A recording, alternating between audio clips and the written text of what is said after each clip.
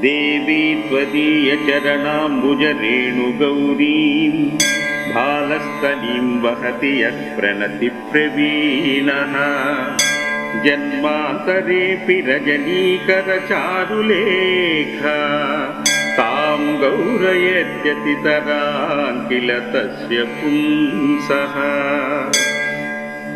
श्रीमङ्गले सकलमङ्गलजन्मभूमे श्रीमङ्गले सकलकल्मषतूलभग्ने श्रीमङ्गले सकलदानवदर्पहन्त्री श्रीमङ्गलेऽखिलमिदं परिपाहि विश्वम्।